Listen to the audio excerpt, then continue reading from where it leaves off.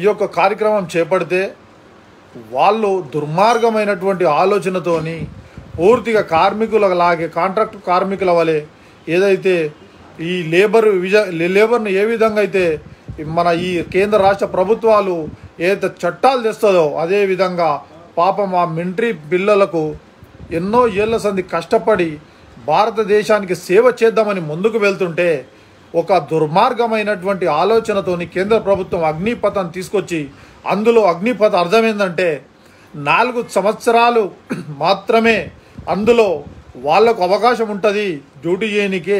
ఆ 4 సంవత్సరాలల్లా 100 మందికి 25 మందికి మళ్ళీ అందులో నుంచి కంటిన్యూ చేస్తారు. ఆ 75 మందికి ఏదో నామమాత్రంగా 4 సంవత్సరాలు చేసిన తర్వాత ఏదో 4-5 లక్షల రూపాయలు ఇచ్చి రిటైర్మెంట్ ఇచ్చే అవకాశం ఉన్నది. ఈ జీవో ఏదైతే అగ్నిపథ్ తెచ్చిరో ఈ దుర్మార్గుడు నరేంద్ర మోదీ, అమిత్ షా ఏదైతే చేసినరో ఈ దుర్మార్గమైనటువంటి పని ఈరోజు భారతదేశం అంతా అట్టొడుకుపోతున్నది. 4 సంవత్సరాల కోసం వాళ్ళు 18 సంవత్సరాలు దాటిన తర్వాత వాళ్ళు మిలిటరీ ఉద్యోగానికి వెళ్తే ఓన్లీ 4 సంవత్సరాలు ఖాళీ చేసి 75 మంది అందులో ఇంటికి వెళ్ళాలి. మనిషికి ఏదైతే ప్రభుత్వం ఏదైతే 4 నుంచి 5 లక్షలు ఇచ్చినా ఆ డబ్బులు తీసుకొని ఇంటికి వెళ్ళాలి. మిగతా 25 మందిని కంటిన్యూ కొనసాగిస్తారు. ఈ 75 మంది జీవితాలు నాశనం కావా అని చెప్పి నేను ఈ కేంద్ర రాష్ట్ర ప్రభుత్వాలను అడుగుతున్నా, ఈ దుర్మార్గులను అడుగుతున్నా. ఈ అగ్నిపథను వెంటనే రద్దు చేసుకొని యథావిధిగా భారతదేశ స్వాతంత్రం ఏర్పడ్డప్పటి నుంచి ఏ విధంగా అయితే మనకు మిలిటరీ వాళ్ళ రిక్రూట్మెంట్లు ఉన్నాయో అదే విధంగా తీసుకురావాలి అని చెప్పేసి కాంగ్రెస్ పార్టీ తరఫున, తెలంగాణ రాష్ట్ర తరఫున, నేషనల్ కాంగ్రెస్ పార్టీ తరఫున, ప్రజానీకం తరఫున మేము డిమాండ్ చేస్తూ ఉన్నాం. ఈ దుర్మార్గులను ఇమ్మీడియట్లీ చేత కాకపోతే నరేంద్ర మోడీ రాజీనామా చేయాలి, అమిత్ షా రాజీనామా చేయాలి. రాష్ట్రపతి పాలన విధించాల్సినటువంటి అవసరం భారతదేశంలో ఎంతైనా ఉన్నది.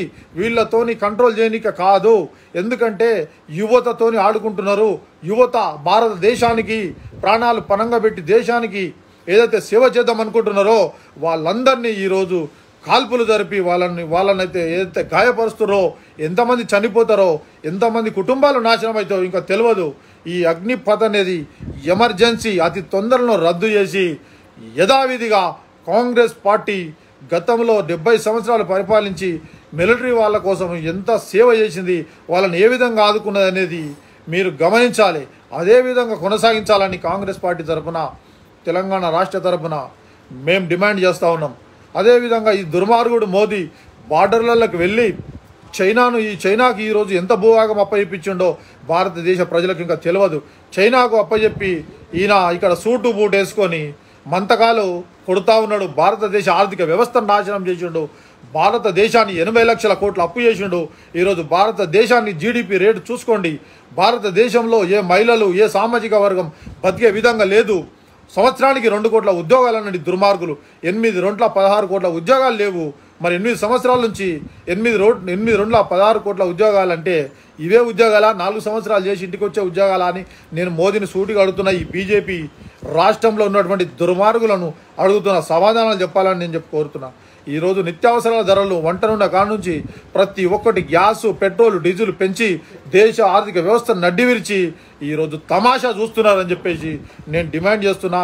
ఈ దుర్మార్గులను వెంపడే గద్దెదించి రాష్ట్రపతి పాలన విధించాల్సినటువంటి అవసరం ఎంతైనా ఉన్నదని చెప్పేసి కాంగ్రెస్ పార్టీ పక్షాన, ఆ యువత పక్షాన అందరికి కూడా నేను చేతులెత్తి దండం పెడుతున్నా. మీరందరూ కూడా శాంతియుతంగా ఉండండి.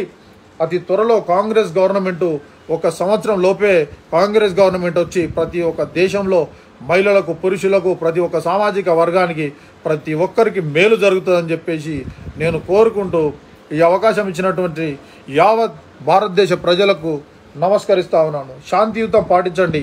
జై హింద్, జై కాంగ్రెస్, జై హింద్. హాయ్ ఫ్రెండ్స్, మా టుడే టుమారో యూట్యూబ్ ఛానల్ చూస్తున్నందుకు చాలా థ్యాంక్స్. మరిన్ని లేటెస్ట్ వీడియోస్ కోసం వెంటనే సబ్స్క్రైబ్ చేయండి. అలాగే ఈ బెల్ ని కూడా రింగ్ చేసేయండి. మా నోటిఫికేషన్స్ అన్ని మీ మొబైల్లో వస్తాయి. అలాగే మా వీడియోస్ మీకు నచ్చితే లైక్ చేయండి, షేర్ చేయండి, నచ్చకపోతే కామెంట్ చేయండి.